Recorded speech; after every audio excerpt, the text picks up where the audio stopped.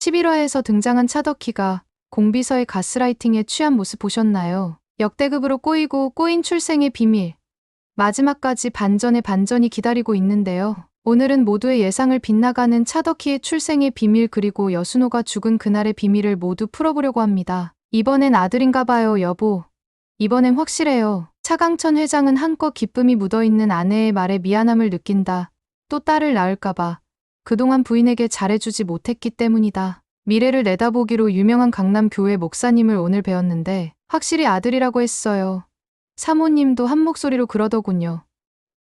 전국 5대 사찰 스님들과 강남 유명 교회 목사님 사모님이 이렇게 얘기하는데 조금도 의심할 수 없어요. 회사 일만큼은 이성적인 차강천이지만 자식에게만큼은 아니다. 그는 너무나 아들을 원했기에 아내에게 이렇게 답한다. 그래요. 이건 신의 영역이라 생각해요. 우리 믿어봅시다. 의심할수록 안 좋은 기운으로 원하는 바를 못 이룰 수 있으니 우리 검사하지 말아요. 그냥 믿어요. 우성숙은 차강천을 향해 미소 지은 채 끄덕인다. 그 모든 것을 지켜본 사람은 당연히 공비서였다. 그녀는 철저한 사람으로 출산 3개월 전부터 휴가를 냈고 차강천 아내 우성숙과 같은 시기에 아이를 출산했지만 숨길 수 있었다. 이렇게 적절한 때가 없어. 하늘이 주신 기회야. 우리 아이를 대상과 공주로 자라게 할 수 있는 방법. 우성숙의 둘째는 목사님과 스님들이 말한 대로 아들이었지만 공비서의 욕망은 그 운명을 순식간에 바꿔버렸다. 병원 출생기록, 신생아 사진, DNA 검사 등 공비서의 철저한 성격으로는 모든 것을 철저하게 증거인멸하는 게 맞지만 그녀는 그것들이 반드시 꼭 필요했다. 둘째 차국희를 위해서는 차덕희를 자신의 딸이라고 가스라이팅을 해야 했다. 이 엄마가 어떻게 살았고 널 지키기 위해 어떻게 했고 널 위험에서 구하기 위해 무슨 짓을 했는지 힘들 때 네가 의지할 유일한 사람이 누군지 공비서는 차덕희를 키우면서 철저히 세뇌시켰다. 그렇다. 차덕희는 차강천의 친딸이 맞았다. 차국희와 바꿔치기 한 사람은 성현의 아빠. 사실 성현의 아빠도 자신이 대상가라는 사실을 모르고 자랐다. 하지만 성현 아빠를 입양 보낸 병원 관계자가 몰래 그의 품에 넣어둔 대산 배지가 있었고 성현의 아빠는 그 단서 하나로 수소문의 30대가 이르러 비로소 자신이 대상가의 핏줄임을 알게 된다. 하지만 그도 염장선이랑 마찬가지로 무정자증이었다. 그는 허일도의 아이를 낳은 경원, 즉 성현의 엄마를 품어주었다. 그러나 자식을 낳을 수 없는 그는 진심으로 친아들이라 생각하고 돌보았다. 그리고 만약 자기가 대상가에 들어가지 못하고 죽는다면 성현이라도 대상가에 들어가길 원했다. 그 비밀을 공유했던 건 단 한 명 여순호였다. 하지만 그는 얼마 안 가 누군가에 의해 죽임을 당한다. 순호야, 나 대산피야. 뭐? 뜬금없는 성현의 아빠 말에 여순호는 웃으며 대답한다. 이거 배지. 누군가 죄책감에 갓난아이인 내 품에 이 배지를 넣어놨다고 하더라. 대상가는 다들 내가 아들일 거라고 굳게 믿고 있었대. 딸이면 실망할까봐 성별 확인도 안 하고. 근데 내 자리에 어떤 여자가 들어가 있어. 이유는 아직 몰라. 늦었지만 이제부터 파헤쳐 볼 거야. 근데 쉽진 않을 것 같아. 내 출생에 뭔가 거대한 힘이 개입했겠지. 그게 누군지 몰라 너무 두려워.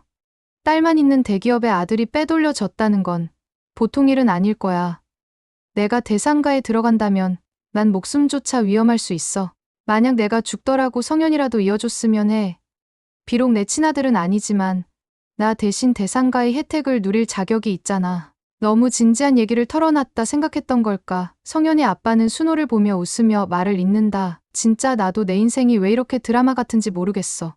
순호야, 이 배지 받아. 내가 죽거든 성현이한테 이 배지의 중요성을 일러줘야 된다. 너만이 할 수 있어. 부탁한다. 여순호는 죽기 전 성현의 아빠가 했던 얘기를 다시 곱씹어 본다. 그리고 친구를 위해 성현과 성현 엄마를 지키고 출생 비밀도 파헤치기로 다짐한다. 수도 없이 자신을 구해줬던 성현의 아빠. 여순호는 그런 친구의 죽음이 억울하지 않기를 진심으로 바랬다. 여순호는 어린 성현에게 이 배지를 꼭 가지고 있어. 이게 너를 증명해 줄 거야. 라는 말을 자주 했다. 성현의 아빠는 좋은 아빠가 되고 싶었고 아들과 함께할 꿈들이 너무 많았다. 운동권 시절부터 성현의 아빠의 도움을 많이 받았던 여순호는 일찍 요절한 그의 꿈을 대신 이뤄주고 싶었다. 그래서 성현을 끔찍히 아꼈다. 남편을 잃은 성현의 엄마에게도 딱한 감정을 느꼈다.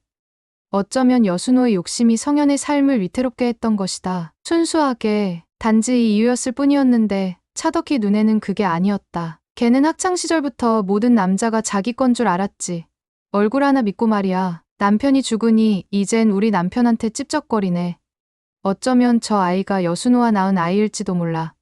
여순호도 학창시절 다른 남자들처럼 저 여자애를 좋아했을 테니까. 항상 성현이 엄마의 열등감이 있던 차덕희.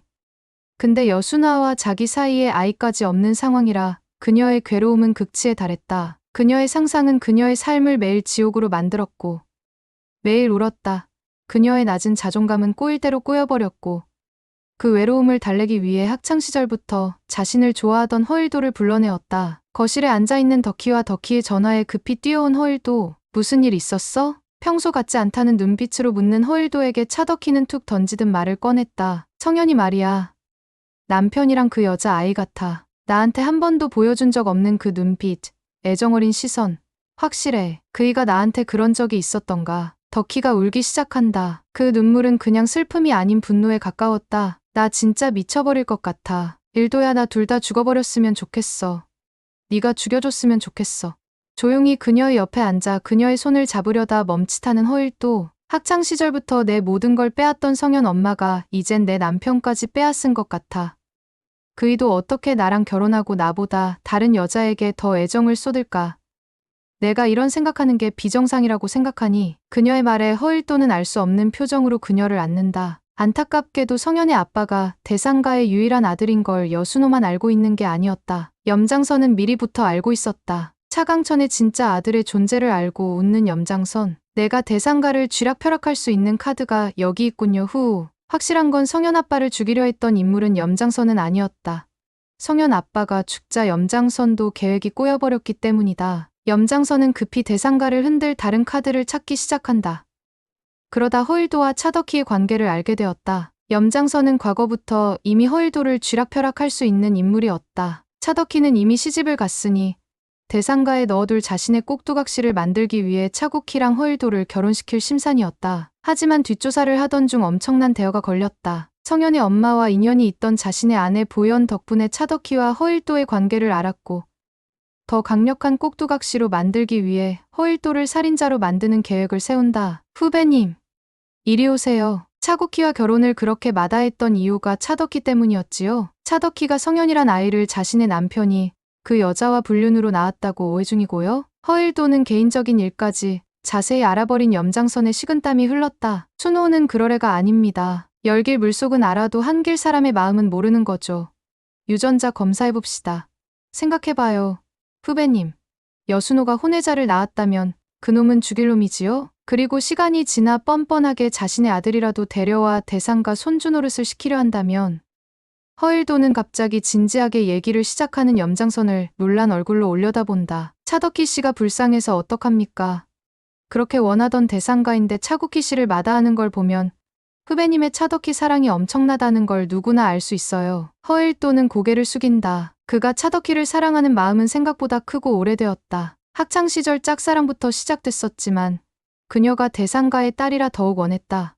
잠들기 전 여러 번이고 차덕희와 결혼을 하고 대상가의 영향력을 발휘하는 상상도 했었다. 깊은 생각에 빠진 허일도를 지켜보던 염장선은 책상을 두드리며 마저 얘기한다. 유전자 검사해봅시다. 염장선은 뒷짐을 풀고 허일도를 똑바로 바라봤다. 유전자 검사에서 성현이란 아이가 친자라면 고민도 말고 죽여버리세요. 그런 짓을 했다면 죽어마땅하지 않습니까, 후배님? 성현이란 아이도 대상가와 엮이기 전에 없애는 게 맞고요. 그리고 그 이후에 차덕희와 재혼할 수 있도록 물심양면으로 돕죠. 당황한 허일도는 찻잔을 엎는다. 그를 보며 웃는 염장선. 두 번 다시 없을 기회예요.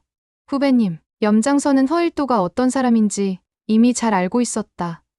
그는 반드시 이 일만큼은 실행에 옮길 수 있는 사람이다. 그렇게 허일도는 미련 없이 성현과 여순호가 탄 차를 밀어버린다. 이를 그냥 지켜보는 염장선이 아니다. 당연히 허일도의 만행을 녹화하였고 그의 약점을 하나 수집했다. 껄껄 이렇게 내 꼭두각시가 되어가는 거예요. 후배님. 그런데 후배님. 카드 한 장만으로는 후배님을 쥐락펴락할 수 없죠. 후배님의 출생의 비밀은 제가 마지막 카드로 쓸 거예요. 그렇게 염장선은 쉬쉬하다가 허일도가 동주에게 두 번째로 총을 쐈을 때 서로 부자 관계임을, 출생의 비밀을 말한다. 과연 그 의도는 무엇일까?